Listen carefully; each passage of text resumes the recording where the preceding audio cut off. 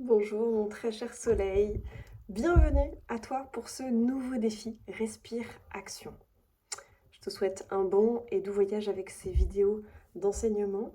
Alors aujourd'hui, petit tour global, on vit tous avec une tendance à vouloir contrôler, à vouloir tout maîtriser. Nos émotions, nos projets, nos relations, d'accord? Mais la vérité, c'est que plus on contrôle, plus on se coupe de ce qui cherche à arriver dans notre vie. Dans ces séances de respiration inédites, on va s'autoriser, toi et moi, à respirer dans un espace pour relâcher cette emprise du contrôle. Ouvrir le corps, ouvrir le cœur, ouvrir l'esprit. On va essayer d'accepter que cette ouverture ne soit pas que du vide. Donc vous allez pouvoir aller à la rencontre de ce qui va se passer et peut-être vivre certaines magies sans être dans l'attente de ce qui va se passer, juste se laisser porter. C'est cette force plus grande que nous qui peut enfin circuler quand on s'arrête sur sa respiration et quand on arrête de lui fermer la porte. Le chemin de cette session, ça va être d'apprendre à faire confiance en prenant conscience de ta respiration naturelle, mais aussi de choisir de la guider pour soit soulager, soit réguler, soit détendre. D'accord?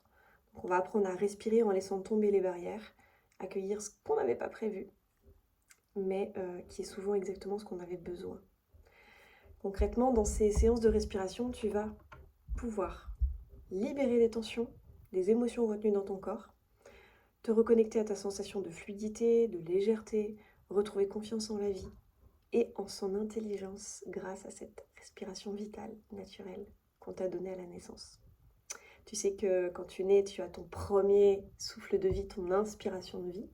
Et on dit toujours que le jour où on décède, on a un soupir, une dernière respiration avant de partir. Donc ouvrir ton cœur aussi, tu vas pouvoir recevoir plus d'amour, plus de clarté, peut-être plus d'abondance aussi, puisque tu vas comprendre que la respiration, ça fait partie de l'abondance en général. Tu vas sentir à nouveau la magie certainement circuler à travers toi.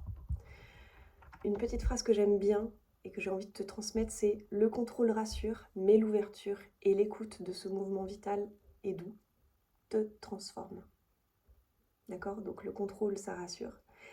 Mais si on ouvre davantage et si on a l'écoute de ce qui se passe réellement, ça nous donne une belle ouverture et ça nous transforme. Alors, pour cette semaine 1, on est parti.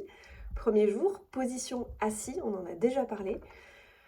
Je vais t'inviter à poser par écrit. J'espère que tu as pris ton petit carnet comme je te l'ai indiqué hier, dans lequel tu vas pouvoir noter ton intention. Une intention qui va être large, on va dire, pour ce mois de mai. Qu'est-ce que tu veux vivre dans ces 21 jours au niveau personnel? Et une intention peut-être un petit peu plus ciblée sur qu'est-ce que j'attends de ce défi respiration. Tu vois? Donc je t'invite vraiment à poser ces deux choses-là, mes pauses, et puis on enchaînera la suite une fois que tu auras noté ces deux intentions.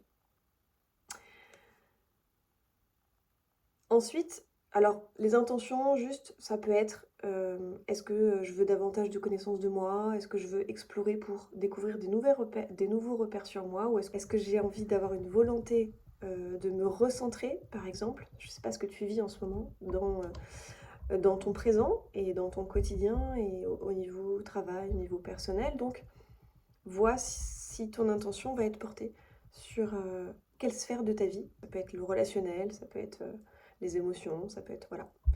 Ça, c'était la précision pour tes petites intentions. Sur ton carnet, ensuite, tu vas pouvoir noter les réponses à ces interrogations suivantes. Alors, je t'invite, à chaque fois que je fais une question, tu peux mettre pause et comme ça, tu prends le temps d'écrire. La première question. Selon toi, quel genre de respiration te donne de l'énergie? Selon toi, quel genre de respiration te donne de l'énergie? Et oui, il y a plusieurs types de respiration. À toi de voir. D'abord, on fait un tour d'horizon sur tes connaissances et tu vas voir qu'au fur et à mesure du cycle, tu vas en apprendre. Tu vas découvrir des choses et peut-être que tu auras d'autres définitions ou d'autres réponses à la sortie de ce cycle. Et d'ailleurs, le dernier jour, on reverra l'intention que tu avais portée aujourd'hui pour voir si, voilà, la progression, l'évolution que tu as pu avoir. T'es prêt pour la deuxième? Deuxième question, quel genre de respiration m'apaise? Quel genre de respiration m'apaise? Troisième question. Quelle serait celle qui me régénère? Quelle serait celle qui me régénère? Éventuellement, quelle serait celle qui me fatigue? Et puis tu vas pouvoir noter ensuite la définition, ou en tout cas ce que signifie pour toi le mot inspiration. Ça peut être en lien avec la respiration, mais pas que. Ça, tu peux élargir aussi. Et puis la deuxième, évidemment, que signifie pour moi l'expiration? Juste de donner les définitions avec tes propres mots à toi, sans chercher dans le dictionnaire, il n'y a pas besoin. Quelle est pour moi l'inspiration et que signifie pour moi l'expiration? Y a-t-il autre chose que tu remarques?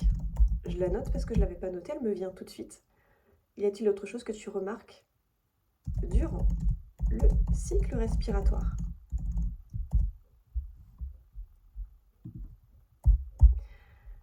Autre question.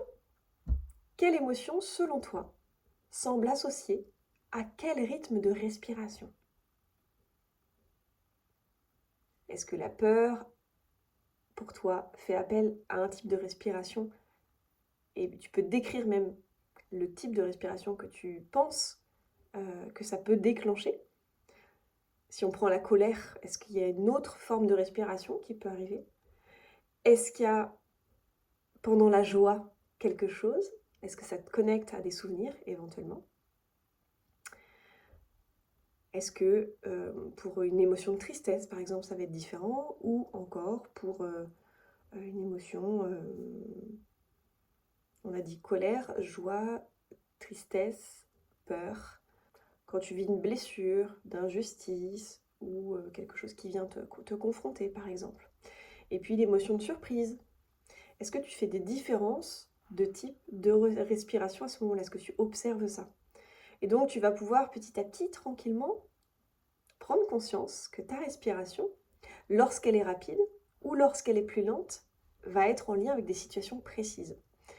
Et donc dans ce cas-là, je vais t'inviter à juste faire appel à tes souvenirs dans deux situations distinctes que tu as vécues dernièrement, qui pourraient te permettre de dire, bah tiens, ma respiration est plus rapide dans cette situation, et dans une autre situation complètement différente, elle est plus lente. Alors si tu n'as pas encore les réponses aujourd'hui, c'est pas grave, elles te viendront certainement après cette vidéo, après cet exercice. Peut-être que dans ta journée, tu vas pouvoir trouver deux situations où tu remarques que ta respiration est nettement différente. On va passer maintenant à la pratique en lien avec la respiration du jour. Alors pour rappel, le matériel, donc tu dois être assis, assise la première semaine, d'accord, sur un zafu, donc c'est un petit coussin sous les fesses. Dans l'idée, c'est bien que ton bassin soit surélevé par rapport à tes genoux et à tes pieds, d'accord, que tu vas peut-être croiser devant tes deux pieds et puis tes genoux sont un peu plus élevés. Le dos droit évidemment, les épaules basses, et tu dois te sentir à l'aise pour ces exercices. La deuxième semaine, on sera allongé, la troisième semaine, on sera debout. La qualité requise pour ce défi, c'est de développer ta capacité d'observation et d'écoute de ton corps, de ton ressenti intérieur, d'accord? Donc, tu vas pouvoir porter attention sur cette respiration à partir d'aujourd'hui, et ce, durant 21 jours. La respiration naturelle, c'est-à-dire sans contrôle. Donc, il faut que tu sois le plus détendu possible et ne pas interférer avec ce que tu vas observer. Alors, on est parti. Ces exercices sans contrôle associés à ton observation. Je t'invite à poser ton carnet et puis tu vas le reprendre à chaque fois que tu observes quelque chose. Ici, tu vas essayer de regarder. Alors, ce qui est bien, c'est que tu es une trotteuse avec toi, je t'en avais parlé, ou un chronomètre. Tu vas, et si jamais tu ne l'as pas, c'est pas grave, tu mets pause, tu fais l'exercice et tu passes à l'exercice suivant et tu notes sur ton carnet entre-temps. En combien de secondes tu vas tenir poumon plein? C'est un exercice que j'ai découvert moi-même quand j'étais allongée pendant 1 an. Et il ne suffit pas de le prendre une seule fois. Essaye peut-être 3-4 fois dans ta journée, ou 3-4 fois dans ta semaine, au moment du coucher, au moment du lever, après avoir eu un moment de mouvement, et de voir la différence entre les différentes relèves que tu vas pouvoir faire. À ce propos, je vais t'envoyer un tableau que j'ai fait qui va te permettre de te guider. Je ne dis pas que c'est le tableau idéal. Moi, ça m'a permis de faire ce genre de repères. Je les ai notés. Si le tableau ne te correspond pas, tu le refais sur une feuille et puis avec plus d'espace, etc. Dans lequel tu vas pouvoir noter tes ressentis en début de séance. À chaque fois, tu vas pouvoir mettre une gommette ou avec ton crayon de couleur sur ce tableau rouge si c'est difficile, douloureux, fatigant, etc. Tu verras en fonction du tableau que je vais t'envoyer. Orange si tu es moyen, ça c'est une échelle de ressenti en fait au début de la séance. Et vert si vraiment tu te sens bien, tu n'as pas de douleur, pas de fatigue, pas de stress, énergétiquement tu es en pleine forme. Voilà. Ça va être les ressentis du début de séance, plutôt pour toi par là. Et tu vas faire des relèves tout au long de la séance, c'est des exercices qu'on va faire. Et tu vas faire cette échelle de ressenti à la fin de chaque séance durant 21 jours. Donc au fur et à mesure, tu vas remplir ton tableau. C'est-à-dire qu'avant de faire la vidéo suivante, eh bien, tu prends ton tableau et tu observes physiquement comment je me sens, mentalement comment je me sens, énergétiquement comment je me sens, émotionnellement comment je me sens. Je prends mes crayons de couleur, vert, orange et rouge, et tu fais ces relèves-là avant la respiration, avant la vidéo, pardon, et tu refais ces relèves-là à la fin, après la vidéo. Ça va te permettre d'avoir un suivi tout du long et de voir ta progression, justement. Cette première vidéo, elle est plus longue que les autres, évidemment, puisque je t'explique tout ce qu'on va faire. Les prochaines seront beaucoup plus rapides, on va rentrer dans le vif du sujet. Donc, en combien de temps, en combien de secondes je tiens en ayant poumon plein? Donc, ça veut dire que tu vas inspirer, tu vas bloquer ta respiration et tu vas calculer, tu vas compter, tu vas observer ta trotteuse. Et puis, tu tiens le temps le plus long possible. Quand t'en peux vraiment plus, tu relâches et tu notes tout de suite sur ton carnet combien de temps tu as tenu poumon plein. Le deuxième exercice à faire, donc là tu peux mettre pause, tu peux revenir une fois que c'est OK. Combien de secondes je tiens en ayant, cette fois-ci, poumon vide? J'expire donc tout l'air de mes poumons.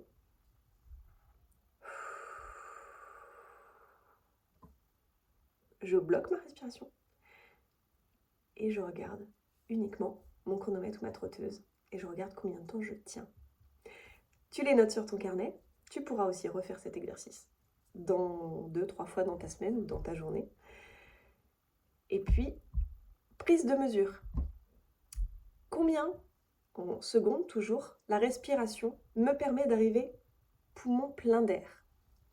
Naturellement, on a dit sans contrôle. Donc, je vais simplement me poser.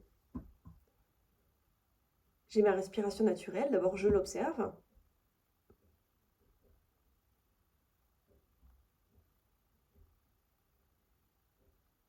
Ensuite, j'ouvre les yeux, une fois que j'ai porté attention à cette respiration. Et je vais regarder en combien de secondes j'arrive, sans forcer, avec une respiration naturelle, à avoir les poumons pleins.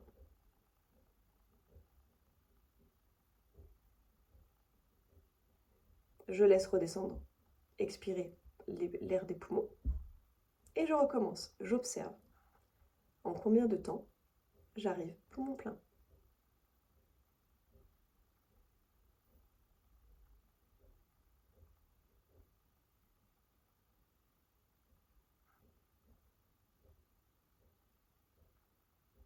Tu peux faire plusieurs cycles respiratoires naturels pour voir si c'est le même chiffre.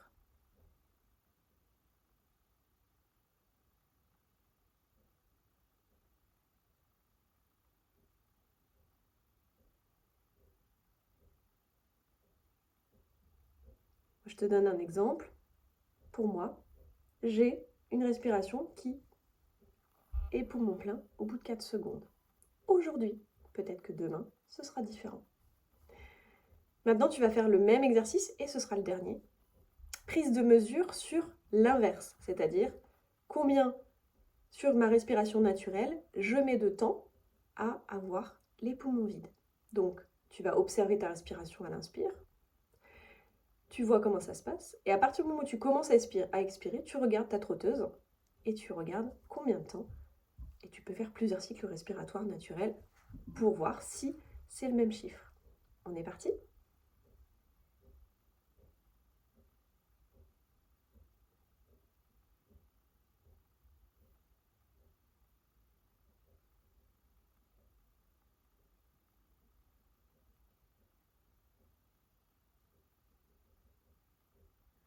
Une fois que tu as la mesure, je t'invite à noter tout ça sur ton carnet.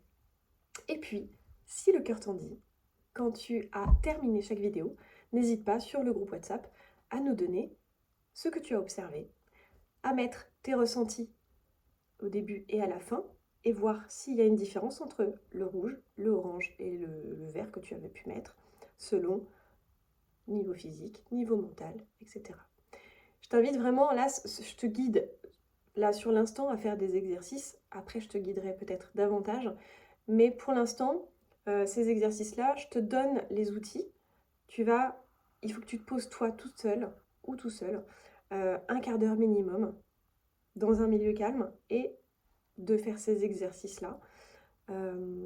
Et puis d'observer vraiment à quel moment je veux reprendre le contrôle parce que je suis en observation de moi et à quel moment je suis vraiment dans une respiration naturelle. Et ces exercices-là, il va falloir que tu les répètes pour les intégrer. D'accord? Moi, je t'ai dit, j'ai passé 1 an à Langer. Ça a été vraiment un enseignement, un apprentissage extraordinaire parce que j'ai pu répéter tous ces exercices-là pour pouvoir les intégrer, expérimenter, approfondir, etc.